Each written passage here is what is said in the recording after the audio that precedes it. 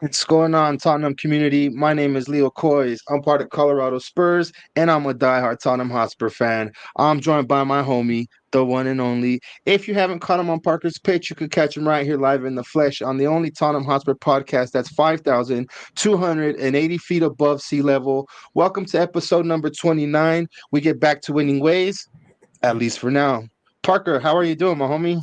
I'm doing all right. Yeah, I'm ready to talk about Tottenham. But yeah, we won this last weekend. I think we probably should have won, right? It's our only competition left. We got one game a week now until the end of the season. So no excuses. We have to finish out strong, So, but we just have to keep our heads and keep it up. Yeah. Well, Parker, I owe you an apology because I told all of our viewers you were like halfway to Mexico last week when you were actually going to Portland, bro. So I was gonna say you have a nice tan, but I guess apparently it was really snowy up there. So I'm glad you made it back, bro. I missed you. Yeah, no, it rained every day and that I was in Portland, and then it snowed when I was in Bend, Oregon. But yeah, going to Mexico next month. Yeah, so it's coming up. Well, there you guys go. Yeah. Hey, bro, so we have a couple of guests on today. If you guys have seen the thumbnail, you guys already know we have our homie Brent from Colorado Spurs, and we also have another member of the Tottenham community coming via Dallas, part of DallasSpurs. So we'll bring him on in a minute.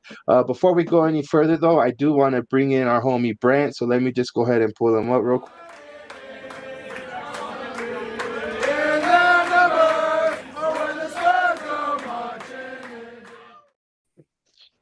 Edo,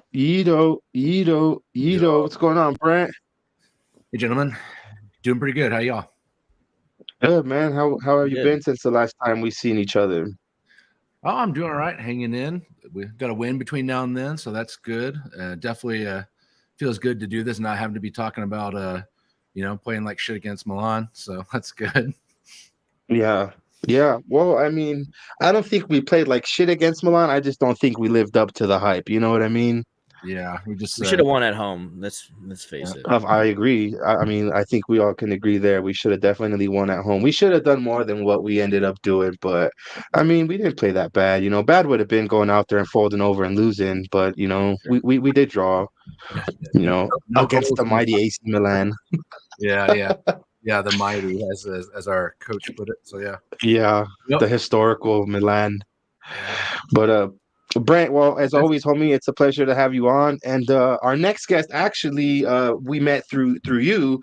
We kind of been talking about having this guy on, and finally we're able to make it happen, right? So without further ado, people, we want to introduce you guys to a Dallas Spurs member. Let us just go ahead and bring him on as well.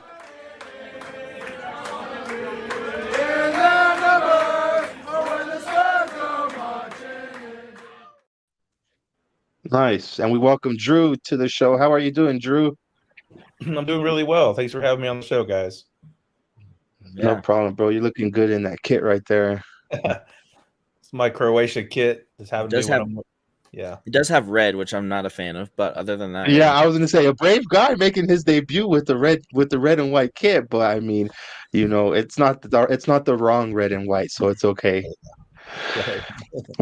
Well, big up to you, Drew. Thank you for joining our stream. Real quick before we go any further, I'm just gonna pull up some of these comments to see who we have in the house, and then we can move forward. We have here, morning all. Come on, you Spurs. What's going on to you, Paul? Thank you for joining us, brother. Big up, boys. 40 degrees Celsius here in Sydney. Happy St. I'm assuming that's what it means. Happy St. Paddy's Day to you. Well, happy St. Paddy's Day to you. Tomorrow it's definitely time to drink some green beer. I don't know about you guys. And he said, yeah, it's a stinker today, man. And then John Fitzpatrick, Paul, do you ever watch games at the Spurs Supporters Club in any city? So these are two of our viewers from Australia. Not yet been to the club. Big up to you guys. So first of all, we're just gonna dive head first into what's been going on. Right, you guys, like we talked about, we had a game. Well, you know what? I'm sorry to jump ahead. Before that, I do want to ask you a couple of questions, Drew. Being as you're new to the stream, I usually like to just ask people a bunch of questions about, just being a Spurs supporter. And being as you're from Dallas Spurs, how is it like? How is the vibe out there? Do you guys all congregate in one area to watch the game, or do you guys just communicate through group chats, or how's the vibe out there? We've got a great group in Dallas. So I started following Spurs around 2003, 2004, and the coverage over here in the U.S. was trying to find matches was pretty difficult, and Right. then slowly became more and more. And then right around when NBC came on, we kind of had when you found a Spurs fan at a pub, it was a great and wonderful day. There weren't many of us, and so. Turns out there were several more of us than we knew. So 10 years ago, we're celebrating our 10-year anniversary that we've been all getting together, and we've had membership dues and became an official supporters club from the mothership, as we call it. And we've had a few different venues, but now we go to the Irishman in Plano, which is a suburb of Dallas, one that's pretty close to most people that are in it. And we've had a really great following, and some lifelong friends have been made, and we've done some ventures out together. We went to Nashville, Denver, in fact, 1 year. So yeah, so it's a fantastic group, and I'm lucky to have been a part of it since the beginning. Is Dallas Spurs? Are you guys groups with Fort Worth, or does Fort Worth have their own Spurs? So no, I mean. So if you've ever been to Texas, you know that nothing is close to the other thing. So Fort Worth and Dallas are very different, very far apart. They're probably about 45 minutes by car. I thought they were close. That's why I was asking. Yeah, so a lot of people don't realize that unless you've actually been here. But so they get together at a place called Upper 90. So they have and occasionally a couple of guys will come over from their group. So I think our group's a little bit bigger, but they still kind of rock their own thing over there. Right. Yeah, but we kind of do our thing on the other side of town. Well, one of our fellow YouTubers and a good friend of ours, Jacob from United Spurs of America, has recently become the chairman of the El Paso Spurs, which is just now become official supporters club. So, Texas is a big place, and they have a wide variety of official supporters clubs. So that's pretty cool. Here I think there's only two of them, and we only found out, Parker, like a couple of weeks ago, that there's a northern Colorado Spurs, which I never even knew, or else I would have went and visited them already. But yeah, the Fort Collins. I think we need to plan something, and we've been talking about it. So, we definitely need to do that soon. Before the end of the season. Just go up there and surprise them, maybe, or something. I don't know. Yeah, no, we're planning it out so we could, it's always fun to watch a game with a bunch of people. When the pub is really packed, it's a way funner environment than when there's only a few of you there. So maybe we could do something and go eat. So if they happen to watch this, we definitely need to keep in contact. But how many Spurs supporters would you say Dallas Spurs has? Well, that's a funny question because on the Facebook page, I think we have several hundred people showing up to the club. It depends on the match. Obviously, like Parker mentioned, like sometimes the earlier matches, it's hard to get people out. And but I mean, we have a steady 25 to 40 people there every match. And then our bigger matches, we get somewhere closer to 120, 150, somewhere in there. Nice. So, well, if I'm ever in Dallas, bro, I'm definitely gonna hit you up and go watch the game. Yeah. You're coming as a lot better than Colorado Spurs. So yeah. Well, I mean, I think we have Brent, you probably might know better than us. We have a lot of members. It's just getting everybody together in the same spot. That's what's hard, right? It's really similar to what Drew just said. Like if you go on the Facebook page, I think there's 300 something people, something like that. But then a normal match, and having been to many matches with Dallas Spurs with Drew as well, I would say maybe they probably have a little bit better participation than we do, but not by much. Like our average is probably 25 to 40 probably as well, somewhere in there. And then our room, they have a bigger room than we do, so we have a little bit of a of an issue with the room. Probably only be able to hold 100 people at most anyway. So I hope one day we can grow out of that bar and move to a bigger place, because I'm not a big fan of where we are now. But don't Drew, even get me started, bro. Have you gone to the games with any of the Dallas Spurs members, or no? Not yet. I've been to 2 Tottenham matches, and I went by myself both times. Got it. Cool. Nice. It's probably how it's going to end up happening, bro. It's an expensive trip, you know, and then you want to be taking everybody else. It's just like, bro, this is like a dream trip, and then you want to have to buy like 3-4 tickets for everybody. It's like, nah, man, I'm going by myself. How cool would and it be to that, celebrate with people, like the same people you celebrate at home, like at the stadium, you know? Well, right now, that's fair. We have this cool thing going on. It's a raffle. I guess we got 2 tickets available or whatever. We're doing this raffle, but it's like $100 a ticket. And so, yeah, you could get to go with another friend, up to 3 other friends from the Dallas Spurs. That's cool. So I think it's a pretty cool idea. I think that the idea was that we were going to try and buy a season ticket or 2 season tickets for the club, for the Dallas Spurs group.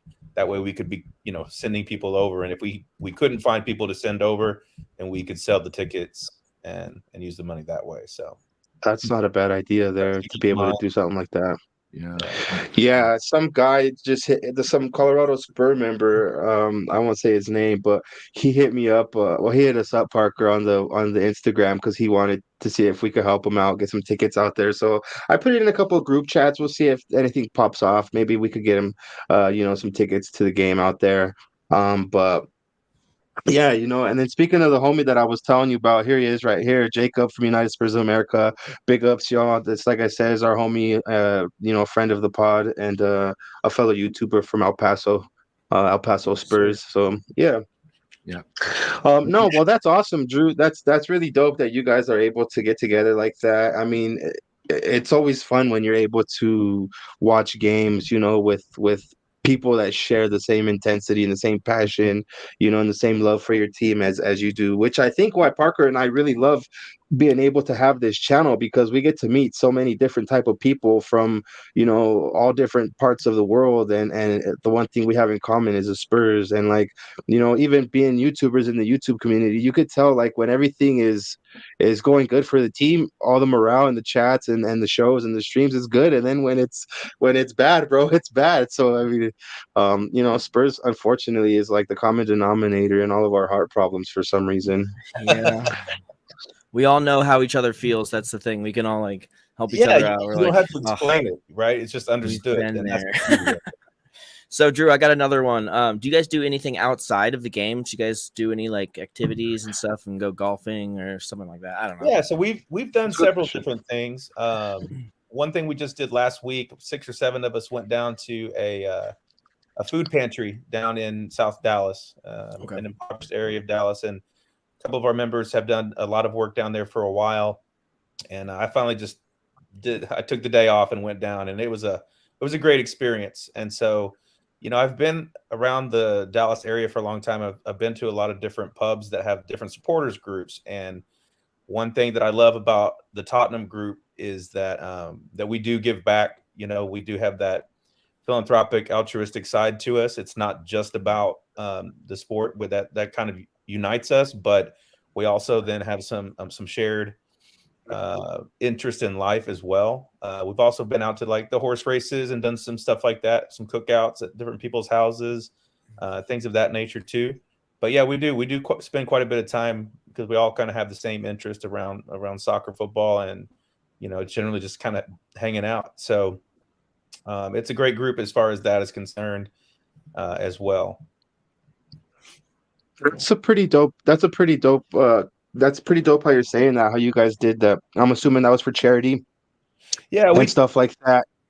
Yeah, so it's called Aunt Betty's Pantry, Community Pantry, and so we volunteered our time down there, but we've also raised a lot of money for food for that pantry, and then also the carts. So a lot of the folks that are coming in and getting that food, they don't have a way to get it back to their place. And so we raised a lot of money and bought a lot of people carts, and the people that run the place just told us some really heartwarming stories about the people that have gotten those things from us, and how much they appreciate it. And that's, you know, it's a great thing. So You know, bro, I envy you guys because I wish and like this is not to throw any mud on Colorado Spurs. I just feel like a lot of us are in positions where we're probably capable of doing some stuff like that. And I've even brought it up to the chair lady, like, hey, are we gonna do like any type of drives or something like that to help? And Yeah. it's like, dude, when you have a big group of people and you're able to do something like that, I think you should. You know what I mean? Like I think you should, you know.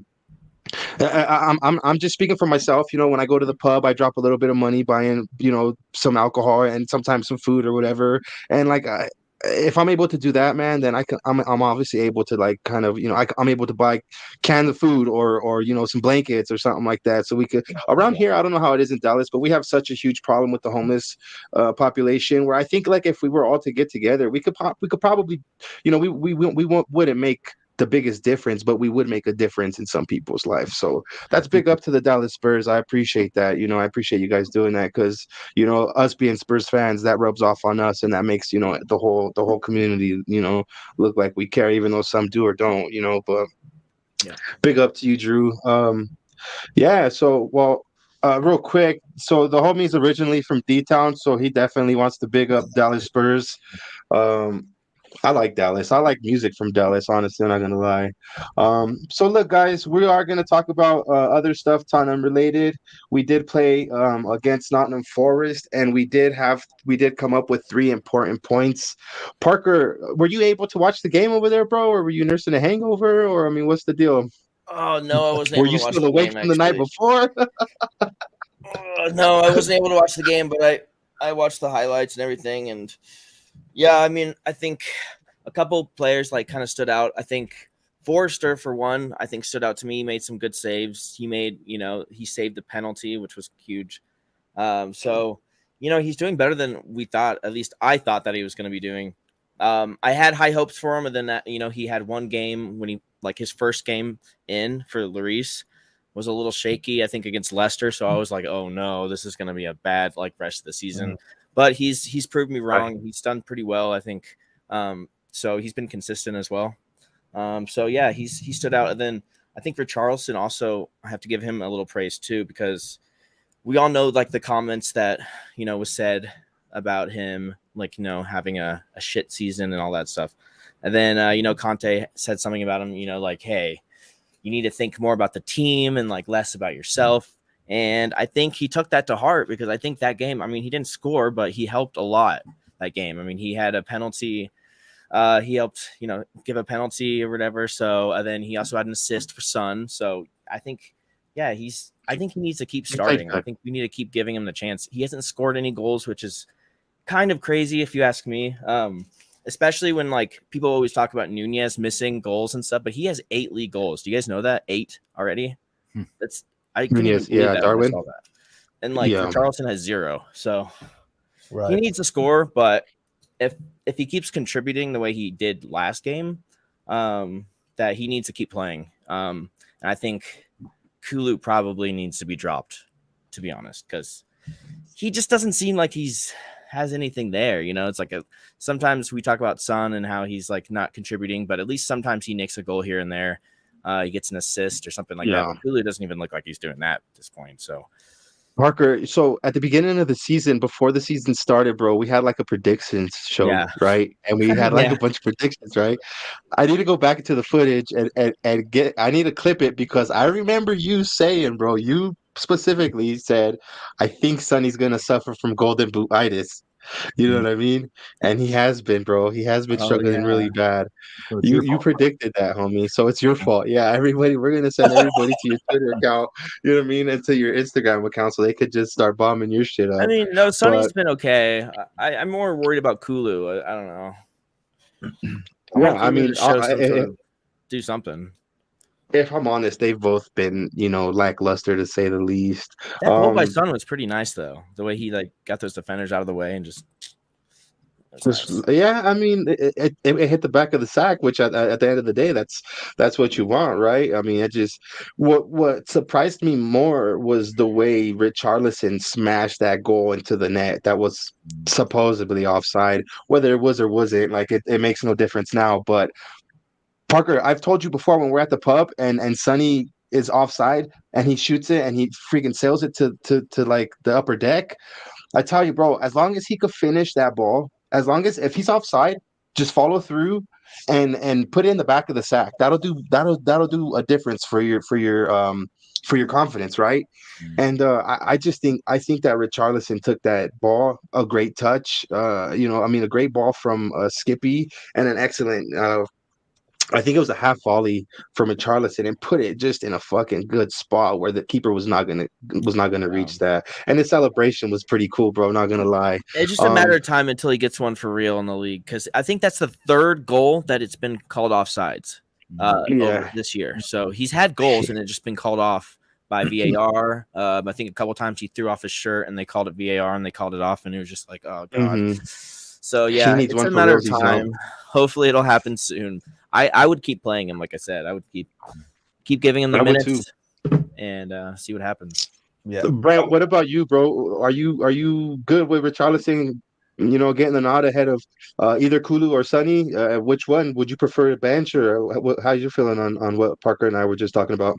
I think I kind of agree with Parker. I mean, first of all, so like last podcast we talked about, what is Conte going to do? What is the way to handle Richarlison being like this?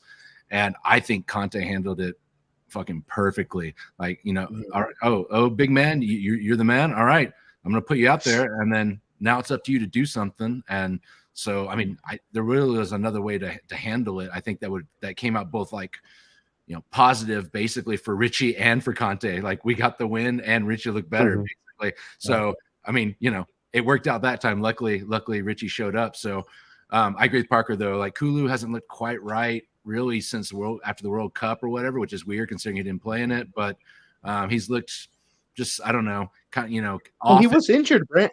He was injured. Sorry to interrupt you, but he was injured, wasn't he, leading up to the World Cup? And then So and bro, our players at Spurs, when they get an injury, it like hampers them for a while. Sorry to cut you off.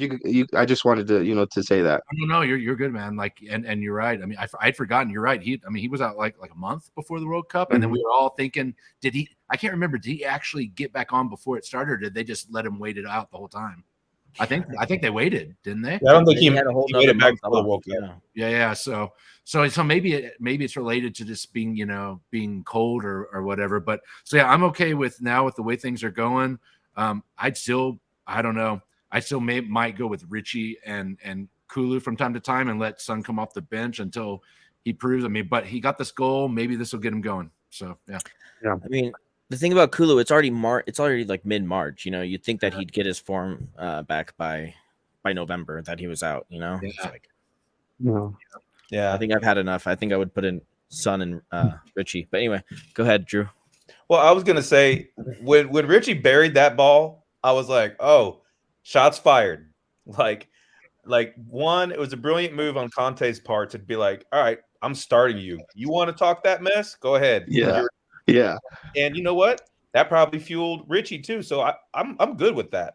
Sometimes you do need a little fire in there, and I guarantee you Pochettino did. We may not have heard about it in the media or whatever, but I guarantee you that he was like that with some players.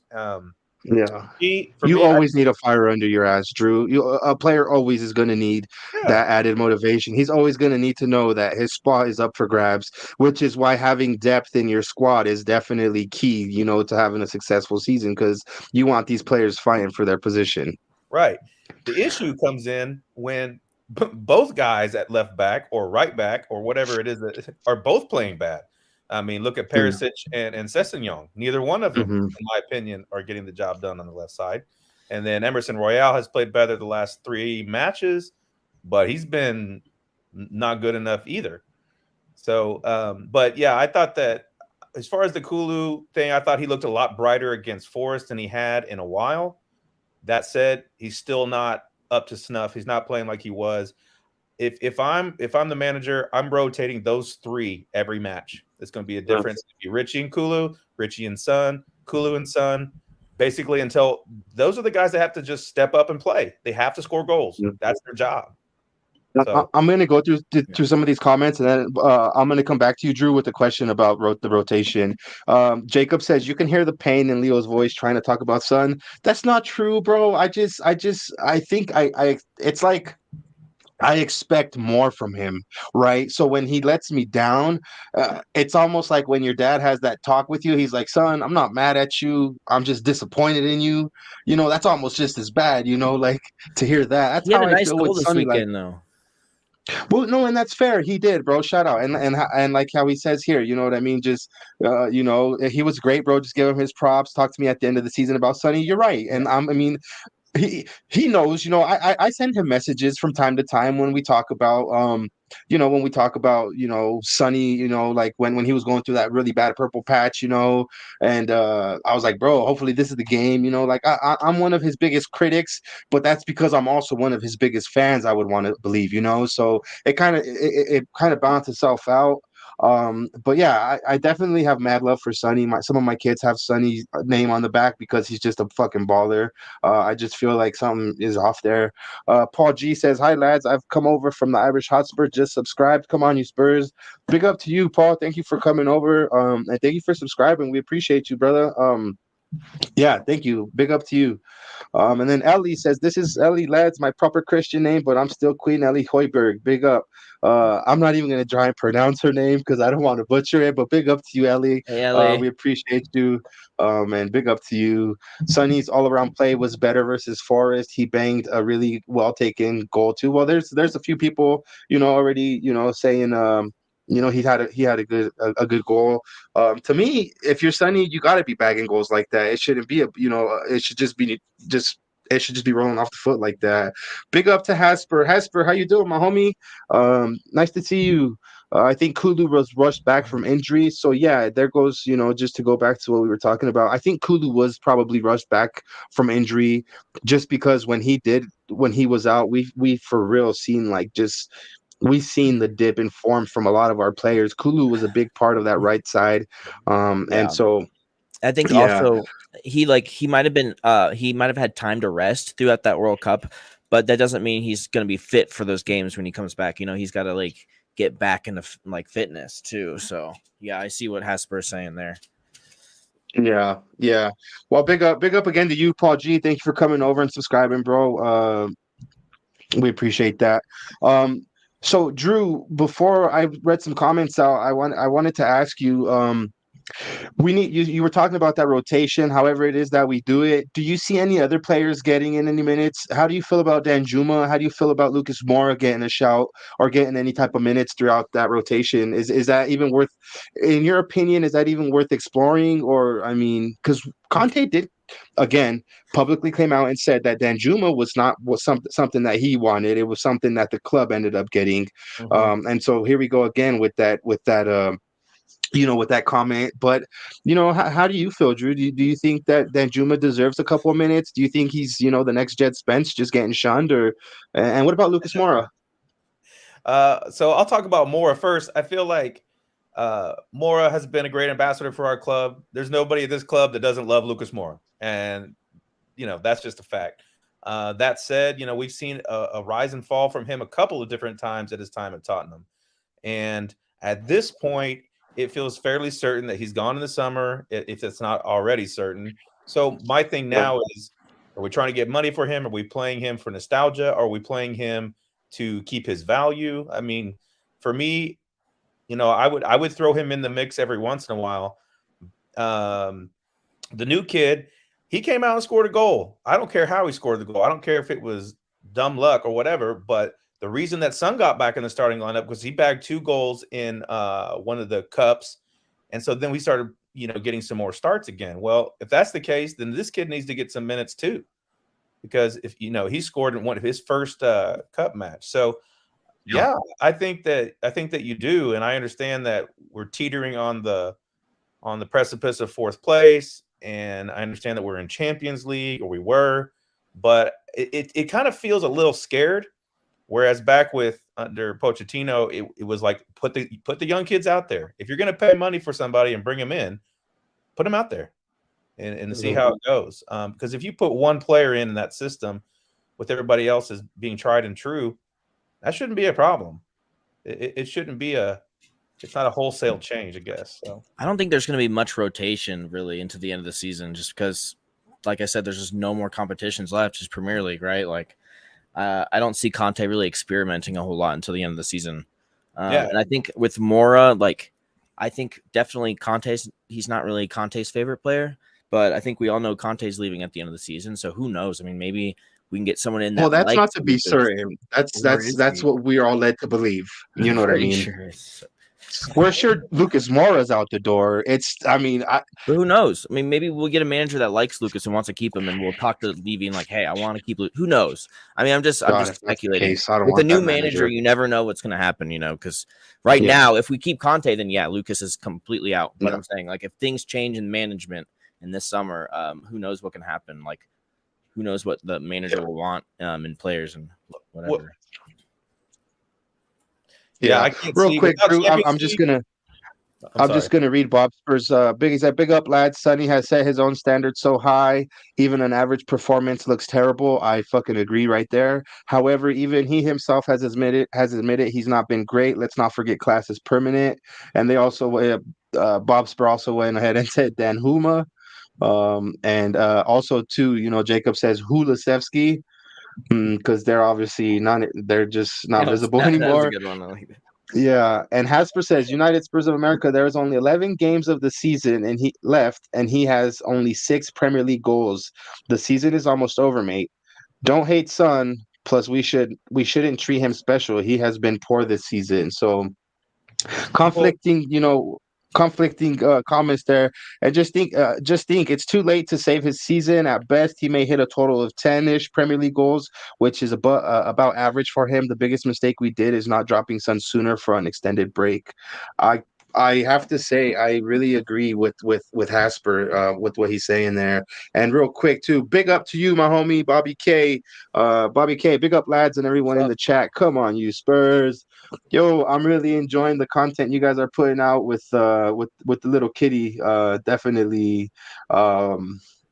It's if you guys if you haven't heard of 3 Spurs Boys, Drew, I definitely encourage you to follow, you know, to give them a watch, you know. And I also at the bottom I always put a bunch of different channels on there too, so whoever's in the chat or watching, they can always see and kind of see who, you know, just a recommendation. Definitely go follow these guys, give them a watch, because they put out some excellent content, especially the homie Bobby K, the 3 Spurs Boys. So big up to you, Bobby. And then Kellum, how you doing, bro? He said my girlfriend actually watching. Let's go. What's up, guys? Kellum, get in there, son. Get in, homie. Big up to you. I hope you're good. Shout out to you and your lady. Hope you guys are doing good watching the stream. Paul G says big up, Bobby K.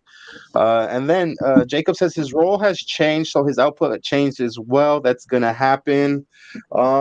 Yeah. So Drew, you were gonna say it before I started reading some comments. Go ahead, brother. Yeah, at this point, I mean, I would agree with what Jacob from United Spurs said. Yeah. Son's role did change per Conte, and therefore he was not getting the goal contributions that he was previously. That doesn't mean that he can't contribute. And my issue with Son was that he wasn't contributing in any other way, because he's not necessarily a defensive player at all. So that was my thing. I thought, okay, contribute in another way. I think the other thing that we're talking about with Kulusevski and some of the other up top players is we haven't been the same team without Bentancur. And that for me, he's been the engine. And Holberg does his thing, and I feel like he's been a great addition to our club. I feel like he's been very consistent. Of course, they all have a little bit of up and down, but without Bentancur, we're not the same. We're not the same team. And so he's not getting, those outside wing players are not getting fed like they were before. We're not winning the ball back in midfield like we were. Things of that nature. And there's a couple of times where Bentancur saved us and started scoring goals to win us games. Yeah. Like 2. He has 5 goals, I think, this season. He's been out for a long time. A couple different injuries. And important goals, not like a 4-4-0, but like the game winner.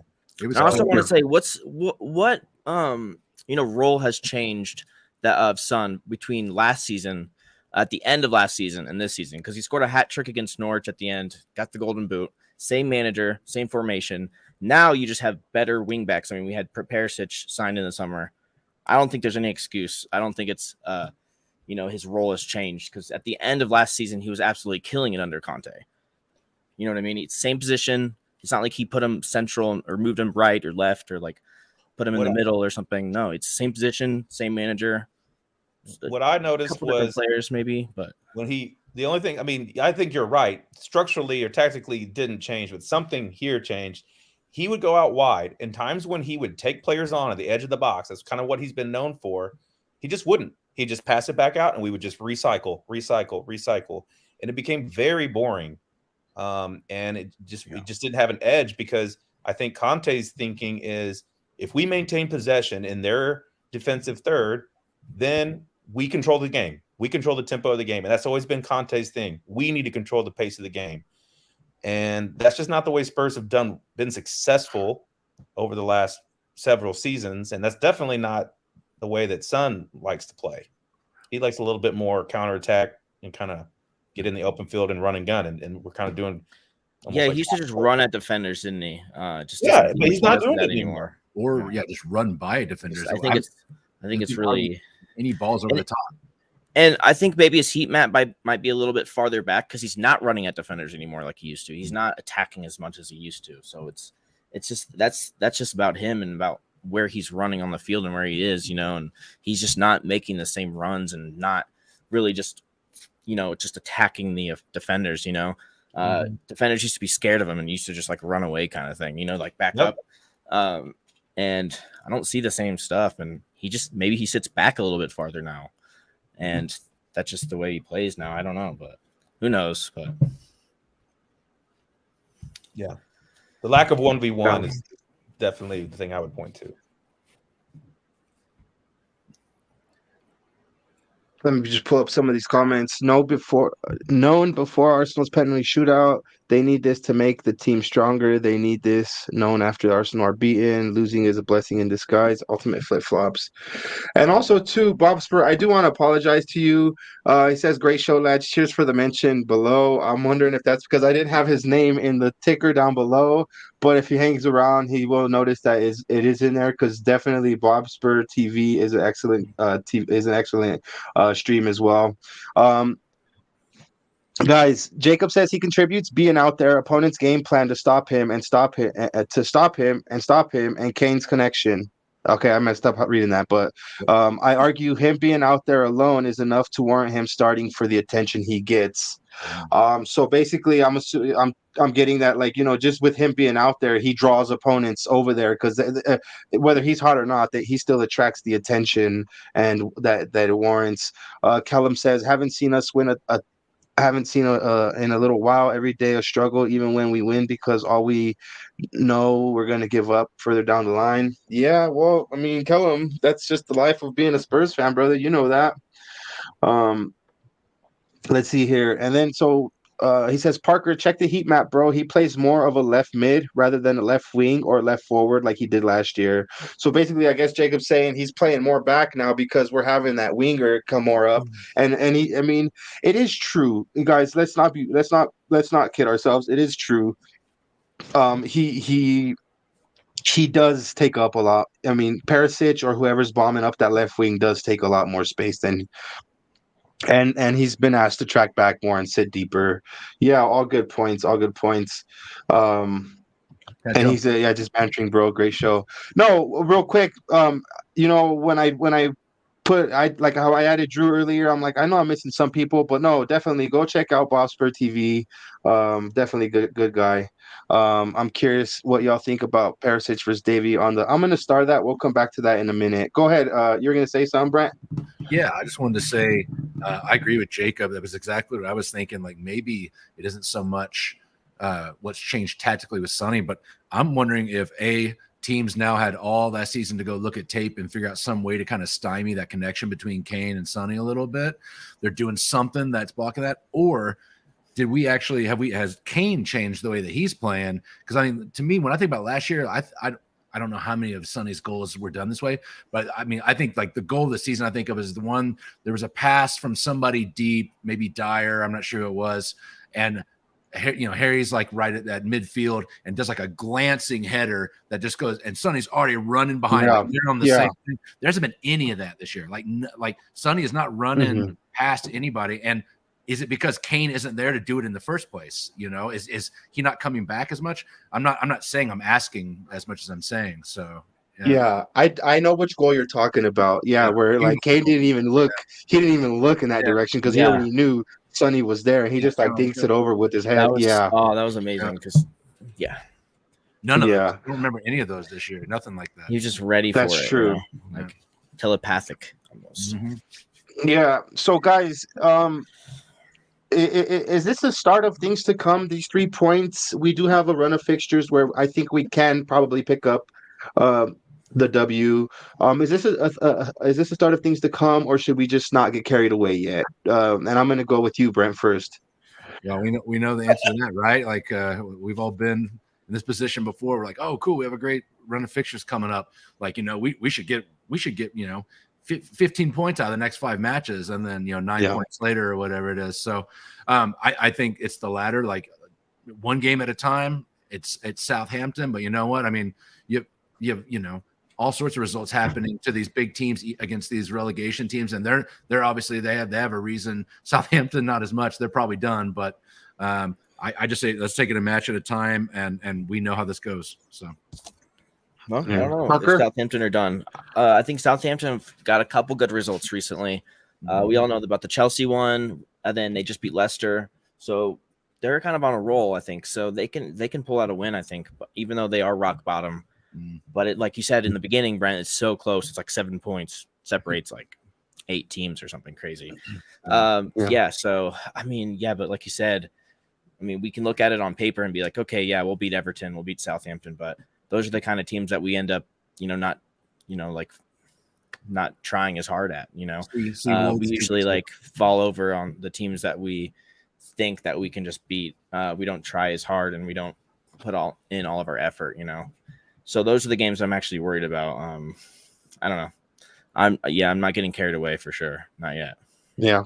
Drew, are you getting carried away, or are you more realistic? I've been I've been scolded too many times by the soccer gods to get carried away. But to piggyback on what Parker said, Southampton have gotten a couple of good results recently, and they're fighting for their lives at the bottom. I'd rather play Brighton right now than play Southampton. And I mean, the results that have really just continued to like live with me over the past since the break there was the Leicester match, it was the Aston Villa match at home, and it was the Wolves match. Those 3, just complete lack of ambition, no desire, no one's playing well. And I don't know. And that I don't think that's because we were in too many different competitions. I don't think it has anything to do with that. I think we saw a spark when Conte wasn't on the touchline. And I'm not saying that that's all of it, but it looked like the guys were ready to play again. And it looked like it was a little more creativity. It looked like they were doing the running that they should be. So while I am a Spurs fan, I'm still optimistic. I think that we get at least 3 wins and draw. And like, so before the cast, I was talking about that Newcastle fixture being absolutely massive. Yeah, because Newcastle's coming. I mean, they are solid. We got 2 games ahead of them too. We've played 2 more games than them. That's correct. So that also scares me. Yes, me too. But you guys, it's like they say, it's better to have the points in hand or the points on the board than the games in hand. Definitely. I feel that you guys know if we win this game, we're in 3rd place. I mean, just let that sink in. If we could win this game on the weekend, we're in 3rd place. So I mean, it's kind of ours to lose.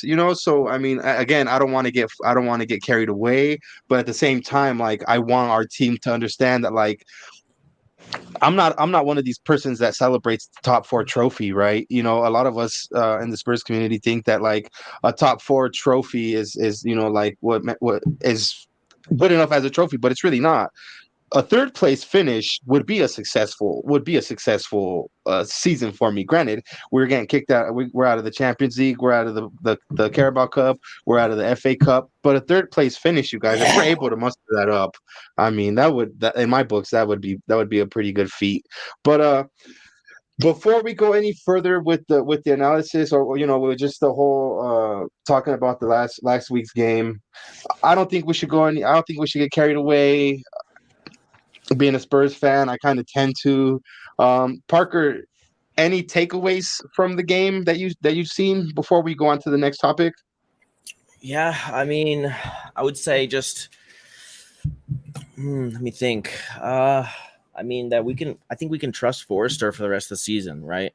And that we can say that at the end of the season we can get rid of Lloris and start fresh, and that we don't really need Lloris.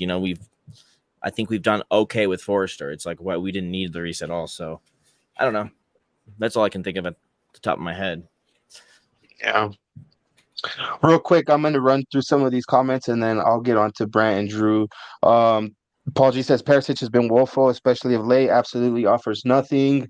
He also says Southampton a lot to play for. So kind of piggybacking on what we talked about with their, I hate playing a team with their backs against the wall with nothing to lose. Absolutely right, Jacob. Yep, me too. I don't think they want to sit back and play safe. They want to scratch and claw for a result. We got to be hungry for it also. Guys, if that's the case, if they come out swinging, that kind of, that, and they're opening themselves up, that plays into our hands if we're able to capitalize. True. We play Man United and Liverpool soon. If we stay 1 point behind United and we beat them, we could go third. Absolutely right. Jacob wants to know, Drew, is that a Modric kit? It's actually Rakitic, but Luka is one of my favorites. Not Perisic either. Rakitic. That's okay. He says, Paul G says, spot on, Jacob and Drew. Teams fighting for survival in the Premier League are not easy games. Potential upsets, of course. Bobby K says, Paul G, anyone we play is a potential upset. Unless it's City. Paul G says, and then it's an upset for them. And then John Fitzpatrick, just brings us back down to earth with reality. Spurs can go third with the win at the weekend. This is normally when we bottle it. Of course it is, there we go. And then Bobby says, very true. John Fitzpatrick, big up Fitzy. And then here, agree with Parker. Even when Forster had bad games, it's a lot of the team letting him down. He's kept us in a lot of different matches, which is definitely a good shout. It's Bobby K. So I'll go with Drew, and then Brent, you could go after. What any takeaways, Drew, from the game? What's your biggest takeaway, if any? I thought we were positive and bright in the first half, especially. That's something I have not seen from us in several matches. I thought it was a good answer to our midweek flop of a match against Milan, and so that makes me optimistic for Southampton, Everton, Brighton coming up. As far as Foster, I like his shot stopping ability. I like him coming out of goal. I think he parries the ball a little too much for my liking. I'd like somebody that holds on to the ball a little bit more. But I think, like Parker said, he's going to be just fine to see us out for the remainder of the year. He's pretty good with his feet, you guys. I'm not going to lie. He's pretty good on his feet, too. I know. I was shocked when he did that little move. I forget which game it was, maybe against Wolves, but I was like, whoa. That was risky, right in front of goal, too. Yeah, I felt my breath. Yeah. Well, I mean, you could ask these guys when we're at the pub and the ball goes back to Hugo. I fucking just about lose my shit too, because I hate the ball going back to Hugo, because I mean it's just, you're asking for trouble there. Bosper says, as good as Forster has been, no way we should be starting next season with him as number one. Oh my god, that's that's fucking true there. He won't and then Bobby K says, regarding Forster, I don't think he has done anything to make us his Lloris, and that is saying a lot. No mistakes, but no heroics, just like our number one. No, and that's true. And I think also there has been a couple of things that have come out recently saying that, even though Forster has been doing his job and doing really good, as soon as Hugo's ready, he's gonna be back in between the sticks. What do you think, Brent? Yeah, I do think Hugo will be back. He's been the captain or whatever, so that's probably a foregone conclusion or whatever. To go back on like what you are talking about as far as the ball at their feet, when I both agree with what Drew said, that I do think he plays with it a little bit too much at his feet, But I also like, I don't know, you guys have probably read the same stuff. Like his percentage as far as the actual distribution that he gets is actually way better than Hugo's as far as like actually getting it to the man that he's trying to get it to. So it's kind of a mixed bag there of like, you know, he hasn't had any howlers, but yeah, I still feel better with him at the ball at his feet than Hugo in many cases. Because if he gets it to the man, then at the end of the day, it's like, okay, like he didn't waste that much time, you know, when you come down to it, like Hugo has just made us gun shy with that when we see a keeper playing with it too much or whatever, it leads to bad things. But I mean, Forster also had a save. I think that's pretty heroic, if you ask me. Like, I can't think of anything more heroic than saving a penalty. Well, no, that's true. I have a friend who's a Nottingham fan, and he texted me, he's like, "Oh, you guys got this in hand," and I was like, "Yeah, like let's. It's way too early for that." And then, sure enough, one goal came. That second goal comes in, and then we do the same thing that we do the last 5 minutes of a lot of these matches. Like, we're fucking doing this again. Are you fucking kidding me? Kind of shit, you know. And then, you know, I still think we see it out, but I mean, it was nice of him to do that so we could enjoy the rest of the match. So yeah. I really, to be honest, as far as keepers go, I agree. Also, I think it was Parker, you said it, or maybe it's you, Leo. I don't remember that he, you know, Forster shouldn't be the keeper going next year. Like, I probably out of our reach financially, because I think there's a lot of teams going after him. But I'd really like to take a look at Raya from Brentford. Like, I think he'd be a good one. He's not as young as I'd like or whatever. I think he's maybe like 26 or 27, but you know, that could be a decade of a good keeper possibly. So I'm hoping that we find somebody like that, somebody a little bit younger. You said David Raya. Yeah. Well, he's not.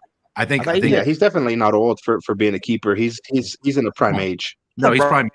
A bright keeper, Roberto something. Yeah, another Spanish guy. Yeah, or am I thinking of a different team? Yeah. Raya's going to get picked up by somebody big though. I think he's on his way somewhere big. Yeah, when we picked up Hugo, well, hold that. That's prime age. How old is he? Yeah, hold that thought, Brent, about Raya, because we will kind of dive into that, you know, here in a little bit. I do want to kind of bring some other stuff up, and then we'll go into that. I know that. Let me see here. I'm gonna just bring up Jacob's comment from earlier. I'm curious what y'all think about Perisic versus Davies on the left wing back. Parker, I'm gonna open this up to you first, bro.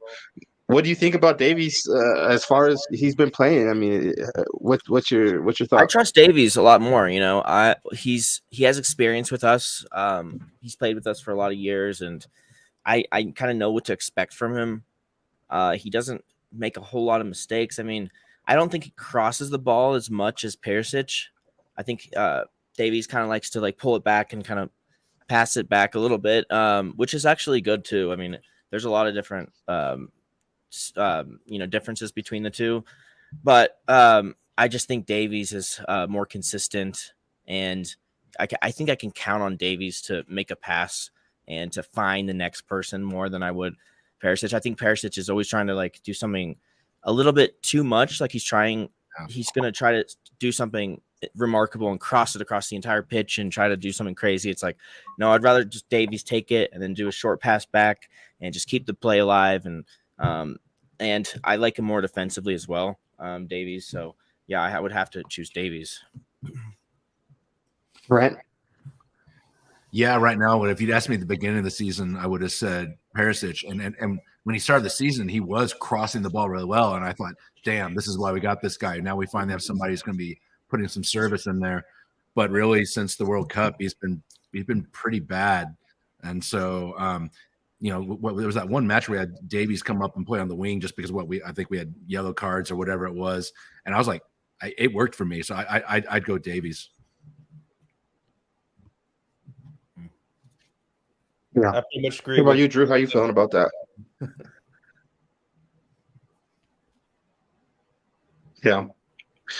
Well, big up. I just wanted to bring that up because that was a pretty good question there. If you ask me, I'm gonna say I think we gave the Perisic experiment its fair amount of time. Mm-hmm. And I think that this, God damn, I can't believe I'm going to say this, but I think this might be a way for Davies to prolong his career at Spurs right? Even though, I mean, he's one of the, common denominators in all of our defense that has lost big games, but if he's wanting to stick around this team and wanting to make a name for himself more, I think the best way for him is not going to be a left center back. It's going to be a left wing back, or if somebody else comes in and plays a four at the back, then a left back, which I think is when we got him from Swansea is what he played. Real quick, I'm just going to bring some of these up, these comments up real quick before we go on to the next part. Let me see here. Ellie says, it's my late dad's birthday today. Okay, well, happy birthday to, well, I mean, however, happy birthday to your pops. Ali, a very happy, there we go, happy heavenly birthday to him. And she says, cool, thank you. And then Bob Spur went ahead and said, Perisic for me has been the most underwhelming summer signing for the experience, game knowledge, and pedigree he supposedly brought. Very underwhelming. Hopefully more to come. Absolutely fucking I just spot don't on, think Bob he really Spur. fit in the Premier League, did he? I mean, he played well in Bundesliga and other different leagues. I guess he didn't fit well in the Premier League. Premier League's the best league in the world. You can look good in other leagues, and you come to Premier League and look like shit. There's just not a lot. Let's say we would have got him a couple years ago, though. Yeah, that's it. I mean, you're just seeing a player that's getting to the end of his usable time. Like, I understand. Like you said, Leo, 2 years ago, I bet it works a little bit better. But hey, I mean, he's still, obviously a world-class player that, I wouldn't go that far. Was a world-class He's a good player, okay, but he's not world-class. He was. No, he was world class. He was. In his day, okay. he was world class. I thought you meant now. Yeah. Okay. No, he used to be really world class. No, I agree no. with that. Yeah. No, I was very happy just to see him with a Spurs shirt on for a season, but I don't think there needs to be any talk of a second for sure. So yeah. And to that point, Brent, I was going to say, if you watch the way Perisic played for Croatia in the World Cup, he's still got a lot to offer. He's just not doing it in the Spurs shirt. Yeah. He didn't look that good in the World Cup either, I don't think. Oh, I thought he did. Oh, yeah, he did. I don't think he did. But, we can agree to he was still underwhelming, I thought, in the World Cup. So I think he played really good. Yeah, I thought he put a lot of crosses, got up that left side like he was a young man again. Scored goals. Yeah. But regardless, he's not doing it in a Spurs shirt. And so it's like, okay, well, let's watch Sessegnon, even worse, in my opinion. And so we just don't have any answers. I love Davies out there in that wing back position. I think, like what Leo said, it could prolong his career. My biggest question for us in the offseason is not what we're going to do at keeper. It's not even what we're going to do up top, but what are we going to do about this back line? But that might be another pod. That's my big question. Or maybe this pod just a little later. I don't know. Leo? What's up, bro? Oh, I was just saying, are we going to talk about that later or maybe a different pod? But no, about the backline? No, signings and what's going to happen next summer. Yeah, no, that's a conversation for a few podcasts, not just one, bro. Yeah, for sure. But cool. Well, we could go on to, I guess, one of the next points here is I want to talk about Harry Kane. Brent, you had sent me a message during the week about, an article that was going around, and I'm just going to pull this up. According to Sky Sports, the North London outfit will not sell Harry Kane during the upcoming summer transfer window, which means if we don't sell him this summer and he doesn't we don't sign him up again, if he doesn't renew his contract, that means come January, he's able to negotiate with any foreign club. Right, so your Bayerns, your Real Madrids, whoever the hell comes knocking at his door, he's going to listen to them if he's not signed up. So it says Kane will enter the final 12 months of his contract this summer, will not be sold despite the risk of Spurs losing him for free next year. And I think the message or the article that we kind of were talking about more or less went along the lines that Daniel Levy, this parasite doesn't want to cash in on him because he doesn't feel it's enough, or he doesn't want to sell to a Premier League rival. So he's kind of, in my opinion, put Kane with his back up against the wall, kind of, sign for us, or, let's see what happens, because I think the board know just as well as a lot of us know that Harry Kane doesn't want to go play anywhere else, right? I mean, his Any other ideal country. situation would be, yeah, well, not just in any country. I don't think he wants to even put on a Chelsea shirt for sure.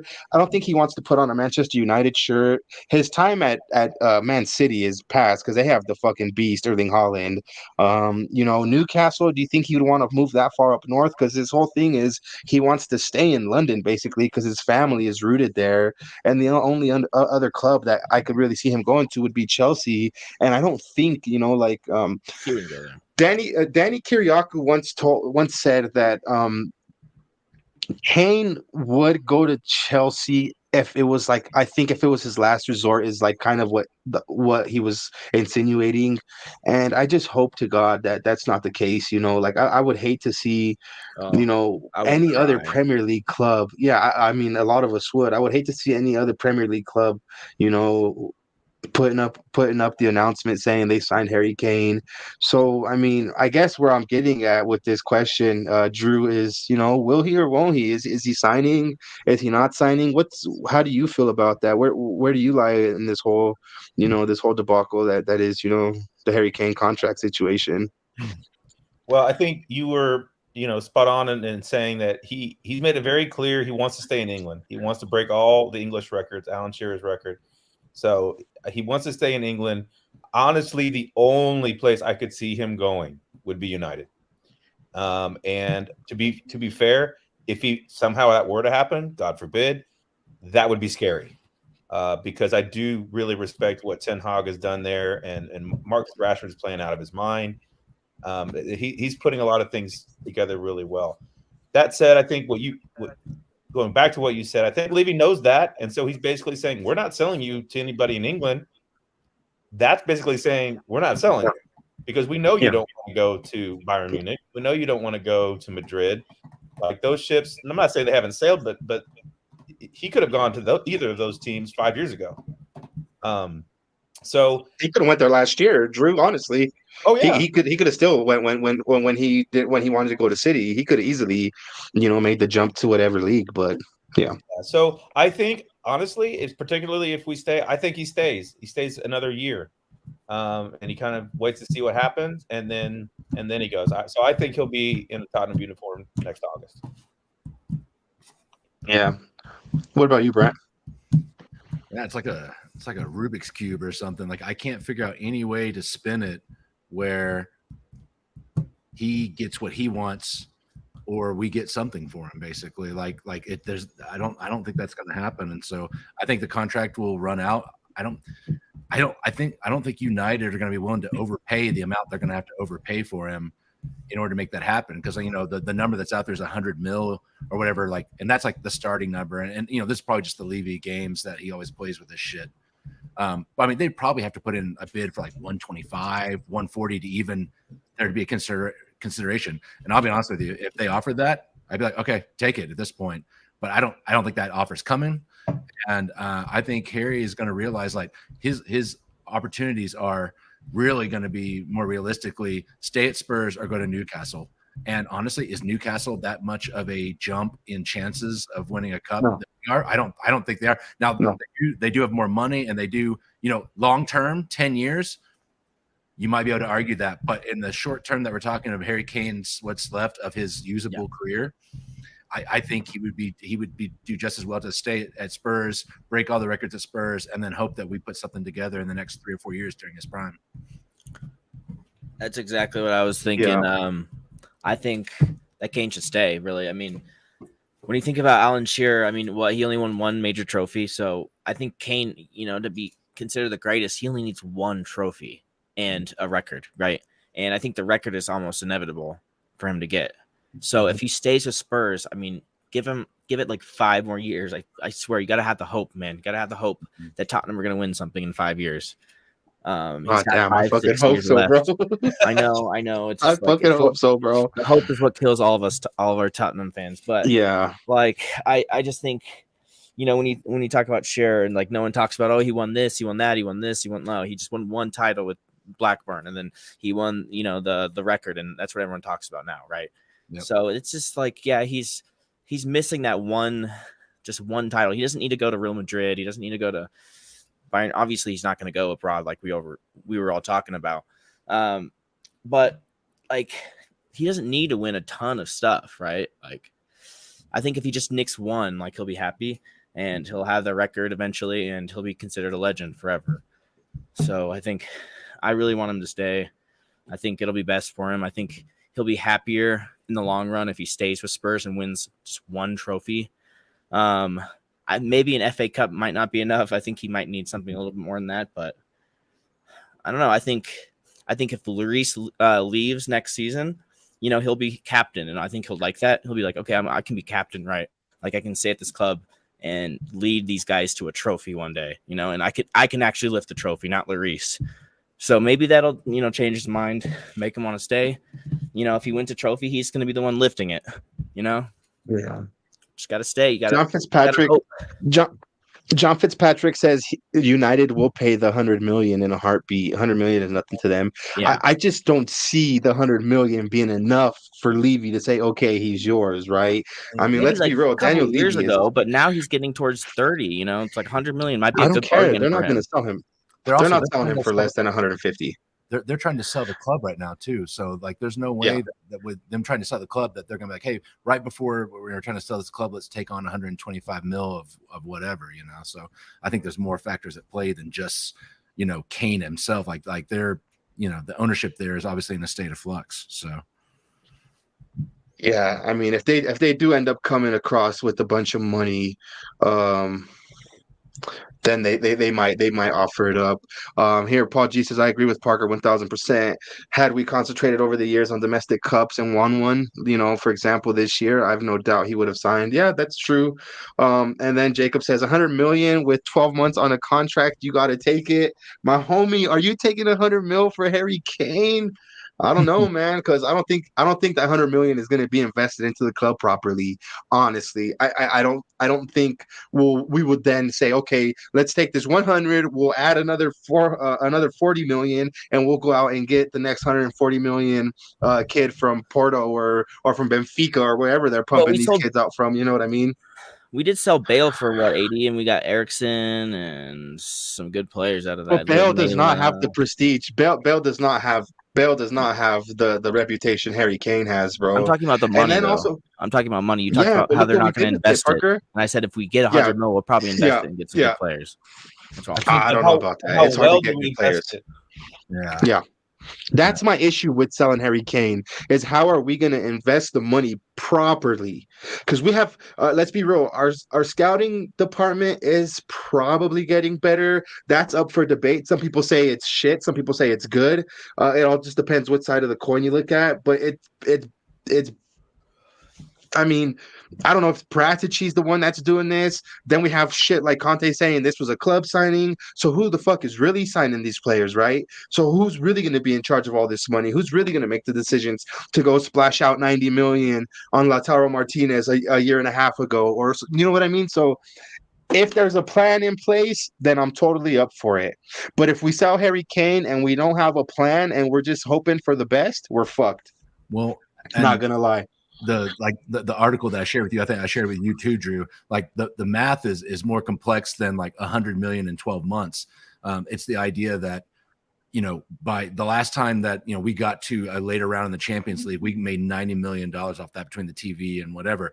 So there's 90 million that you're making that you're probably losing if Harry's not on the team. Like the chances of us, you know, being in the top four without him that first season after anyway, as we're trying to figure out how we're rebuilding it, it's very unlikely. So then basically you have a difference of 10 mil. And with that 10 mil, you're also getting whatever else you get by having Harry on your team is worth way more than 10 mil. And that's why I think the offer that it makes sense that the offer that comes in is going to have to be well above 100 to make all that math work. No, it's a good point. Brent, if you take away his goals, Brent, we're probably in relegation battle, bro. Right? That's how important this is. And you're willing to throw that away. No, I guess not throw that away, but you're willing to gamble 100 million for that. I just don't see it, you guys. You know, and the homie Jacob here, we're gonna, I mean, he does understand that, you know, he definitely would take 150 mil, but his contract dwindling is the issue. That's definitely the issue. And 100 million with 12 months on his contract, you got to take it. I don't know, man. that's a tough one. And then he also goes on to say we would be lucky to get 80 million in the summer. Paul says, I genuinely believe they won't sell and are completely and utterly praying we win something in the last season to tempt him to stay. I think that's actually probably spot on as well. That might be what's going on. So yeah, I just wanted to get your guys' opinion on what has been going on as far as that goes. I'm gonna actually bring up the next topic, which I know is gonna ruffle some feathers with some people, and it's one I know who Harry Winks, and I know my homie's watching, so it's this. Yeah, I don't want to get your blood boiling. Is Harry's soon. Watching right now? Yeah, Harry Winks is watching. He's probably sitting over there with Jacob watching this as they tune in. But Harry Winks, and the reason I bring it up is not to stir up the feathers, but because it is relevant news. He did come out and say publicly that Tottenham haven't really reached out to him, and I know that's been that's put. I know that's been a divider, a topic for a lot of us here in the Tottenham community. Some people feel the Spurs should be reaching out to him, should be trying to look out for him. Parker, how do you feel about that?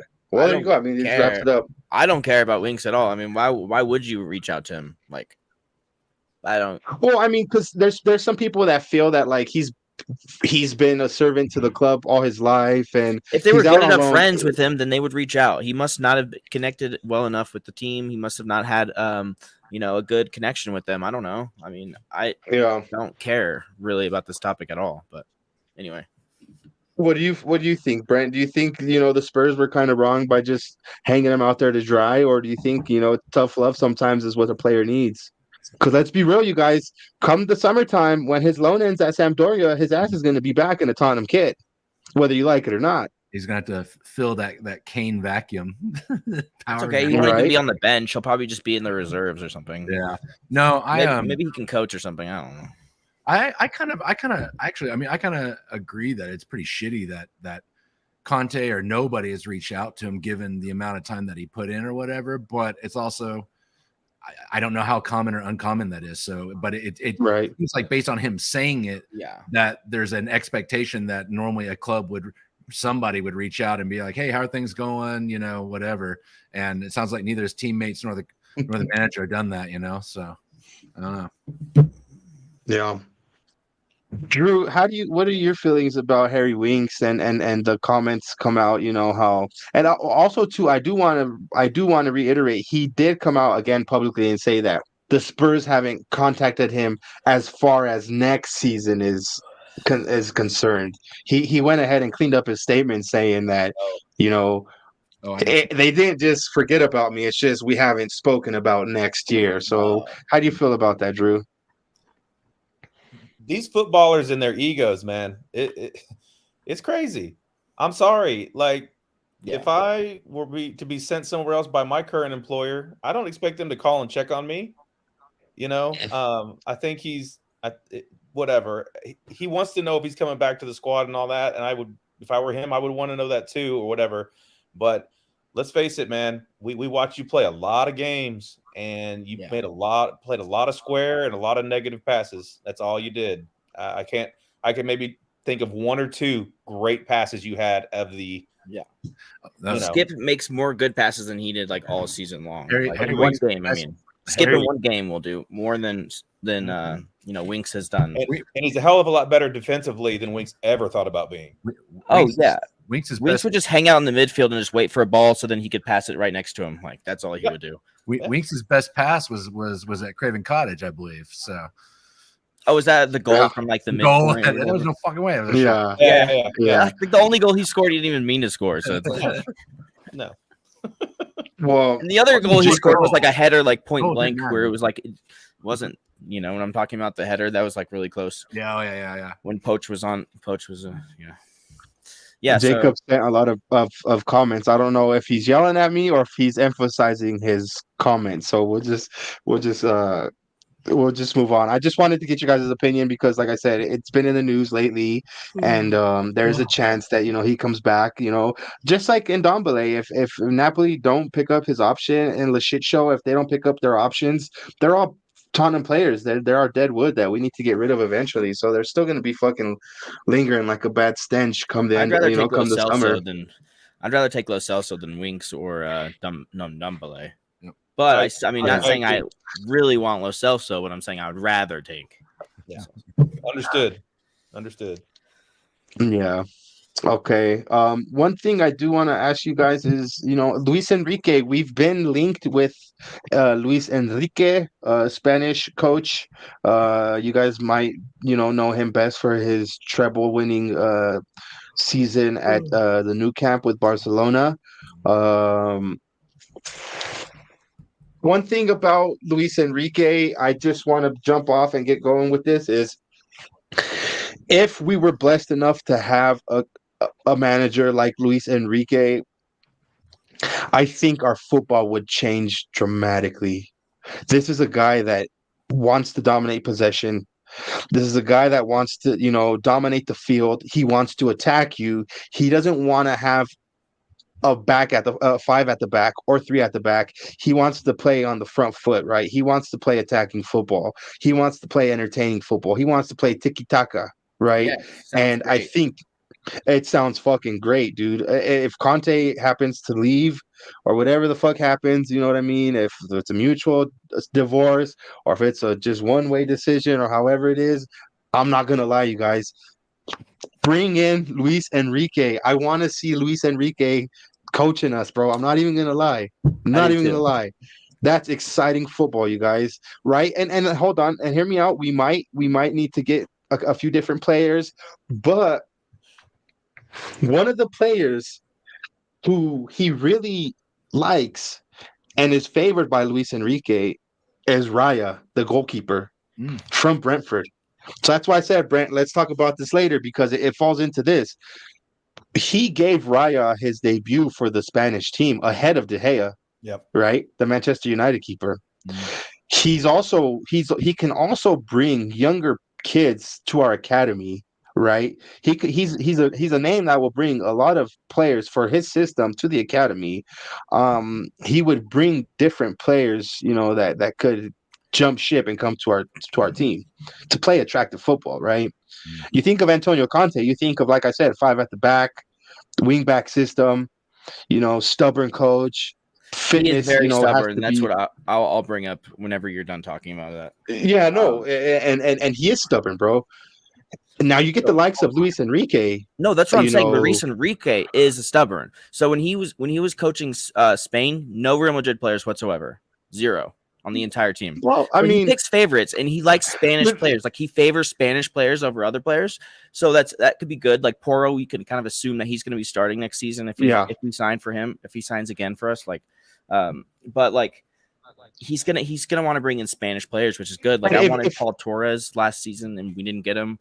Maybe we can get him across the line with a Spanish, coach. And if you're gonna judge him based on the World Cup performance that they didn't have the best World Cup. Granted, Parker, like you said, he brought in a lot of Barca players. They're young players, bro. They're young players that are getting a first shot at a World Cup, right? Yeah, I just mean he plays favorites though, for sure. Well, and that's fair. I mean, so does Conte. Every coach is gonna play favorites, but if you can bring in younger players, which is what our squad needs, bro. Our squad needs, like our last episode was factory reset, is what we need. And this guy here, Luis Enrique, coming in is definitely something that could push start that factory reset. Brent, what are your first thoughts of a Luis Enrique? Do you like his style of football? It's definitely a 180 of the fucking fossil football we've been watching. Yeah, I mean, I'm after the last 4 years of Mourinho and then Conte, like I mean, anything that's a different style, I'm ready for or whatever. I'll be honest with you, I don't know a lot about his style other than what you just said or whatever. I mean, I obviously knew, what he did at Barca or whatever, but I feel like I don't know him as well as maybe some of the other managers who's had the ring. But it sounds great to me at this point, as far as style for sure. So yeah. There's so many good Spanish players out there. Sorry, I didn't mean to interrupt, but there's so many good Spanish players that he could bring to our club, and that, I mean, it's exciting. I think I heard something that he wanted to bring Laporte from City as well, maybe potentially. Like he has a good relationship with him. So yes, Laporte, yes.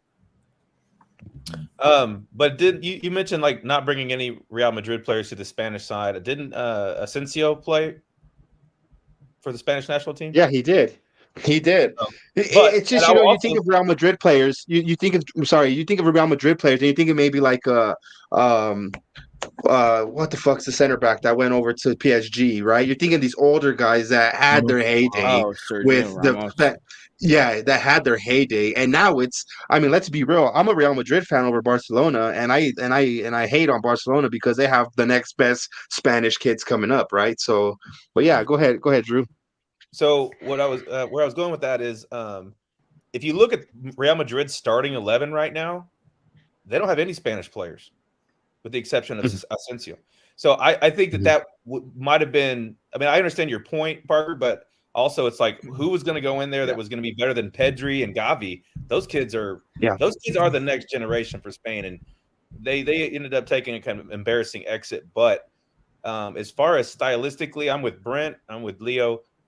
Anything is better, and I'd rather I like watching Leeds United every week because Leeds United come with it every week. They don't win every week, they don't draw every week, but there is no doubt that they're going to go for it, and that's what I want to see from when I watch my Spurs.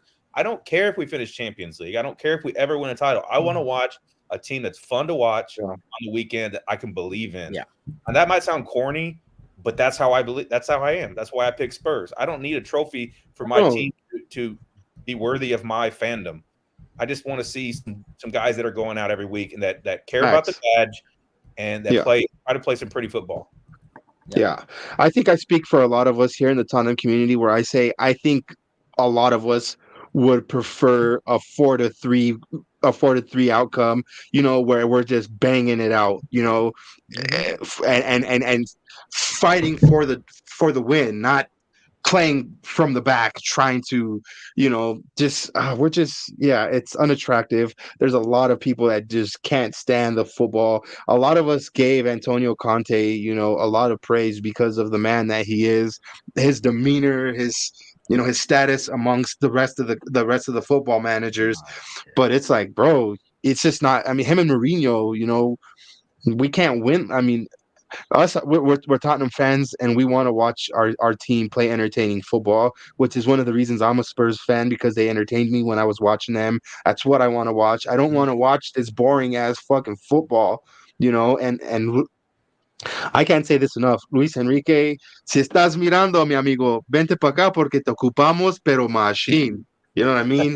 I just say if he's watching, we need him to come to our team. You know what I mean? Like, just come help us out, because I think let's be real. If we can't get in Luis Enrique, then I say let's just put on our fucking wishing boots and try and go get Zinedine Zidane, and just try and get somebody who's going to play some attractive football, not or a Vincent Company who has something to fight for, somebody that's going to want to be okay with the rebuild, which I think Luis Enrique would be okay with the rebuild because it's going to have his signature on it. It would have his stamp on it, right? Instead of just, I don't think he's ever been this type of player where he demands, like Conte or Jose Mourinho, that walk into a locker room and say, okay, I need these four key players, and then we should be good from there to win a championship if you guys want, I mean, Luis Enrique, moved his he had arguably the best trident in football history with Messi, Neymar, and Suarez, right? And then he lost that, and then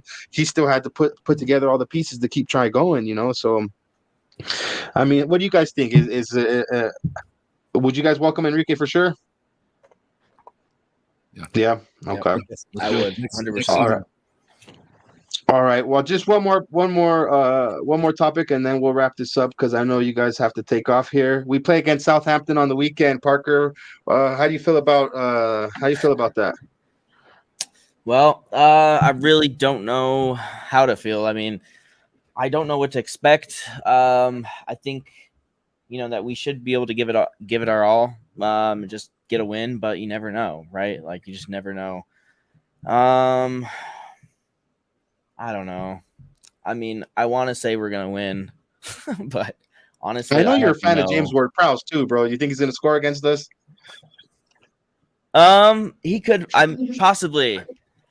Forrester. I mean, he is a good shot stopper, but he's a little slow. I don't know. It's just no. I mean, he's going up even if against you're his the best ex-team. shot stopper in the world, you still can't stop James Ward-Prowse's free kick. So, yeah, that's man. I don't know. I really don't. Yeah. Let's not give up a free kick because that'll definitely be lethal. He's one away from taking over Cristiano Ronaldo's spot, I think. David Beckham. Brent, you gonna be at the pub this weekend? He's one away from tying. I'll be there, my friend. Yeah. What are your thoughts about the game? I don't know. As usual, I think I feel pretty good about it. I'm gonna step right into that trap and say, hey, keep doing what we did last week. In theory, they should be even worse than the team that we played last week. And I want to see the same thing. I want Richie to start. I want him to keep proving, to feel like he has something to prove to Conte. Yeah. Bring him out, and then just get off on the right foot and not be complacent. That's it. And I expect another 3-1 or something like that. Hopefully, that's what I'm hoping for. All right, Drew. What about you, brother?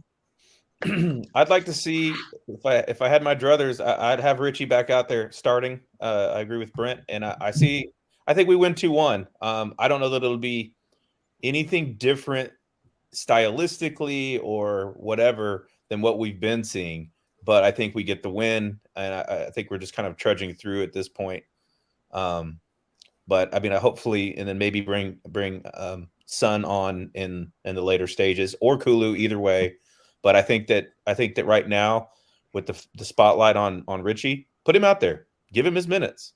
And if he doesn't come good, then that's on him. He's got to shut up. But if he does, well, then that's a kind of a win-win. So, but yeah, I'd take 2-1 away at St. Mary's. That's a good result. Yeah, it is for sure. Any result away from the lane is always a good result. As long as we come up with 3 points, that's all that matters. But like I said in the beginning, I'm not going to get ahead of myself because I know that comes with fucking heartache and that comes with a lot of stress. Not like any of us need anymore that in our fucking lives. So just to wrap up this show, I'll start with you, Drew. What does Dallas Spurs have anything coming up? Is there anything that you personally would like to plug before we end the stream? Oh, I'm sure that Chairs and all the other people in the group are going to kill me for saying this, but nothing major coming up other than just trying to get people out to the pub and just trying to will us towards a top 4 finish. Yeah, that's about it. Nice. Yeah, well, I mean, again, thank you for taking your time out of your day, bro, and chatting with us. You're always more than welcome to hop back whenever you want. Yeah, big up to the Dallas Spurs. Brent, what about you? I know we have you on here frequently, but anything that you would like to plug, bro? Maybe it doesn't even have to be football related. Just anything you want to say. No, man. I mean, I wish I had something to add there, but no. I'm just looking forward to the pub on Saturday. Love a Saturday match, and hopefully we see a lot of people out there for Colorado Spurs. Yeah. What about you, Parker? What the hell's going on with Parker? How you been, bro? Any last words before we end this joint, or what?